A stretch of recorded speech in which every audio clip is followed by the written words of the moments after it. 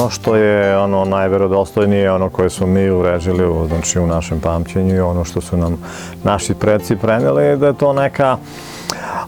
da su to bili nomadi iz Grčke koji su čuvali stoku ovdje na našim prostorima. Znači, bili su sluge kod nas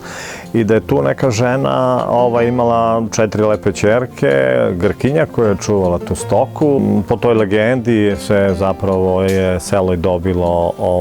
ime Grkinja, zato što su, eto, sticam okolnosti, znači bili to grčki nomadi, pa lepe devojke, pa onda je verovatno to u narodu ostalo tako i to nam je neka najverodostojnija priča o tome da je Grkinja tako dobila ime.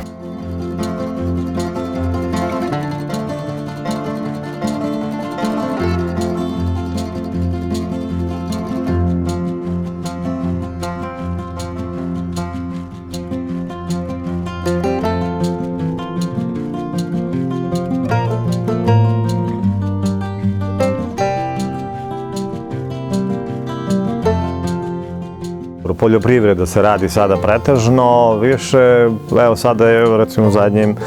godinama je malo zastupljeno i to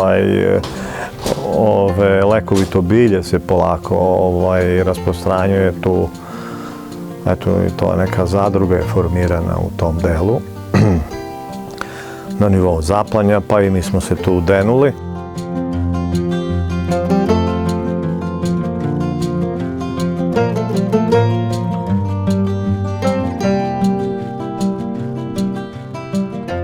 Priroda je fantastična, znači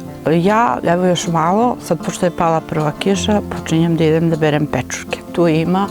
vrganji koji su fantastični, ja imam svekrvu koja ima 82 godine i bila je prvoklasni berač pečuraka i ona mi je pokazala znači gde ima, šta ima, ja volim, prvo volim kuhinju, volim te sve starine i sad pošto sam u penziji, već 2 godine, hoću ovo sve da oplemenim. Znači da ne mora neko sa strane da mi dolazi u goste, ali svi ovako, ovi slučajni prolaznici, evo kao vi što ste naradili, da uživaju ovde.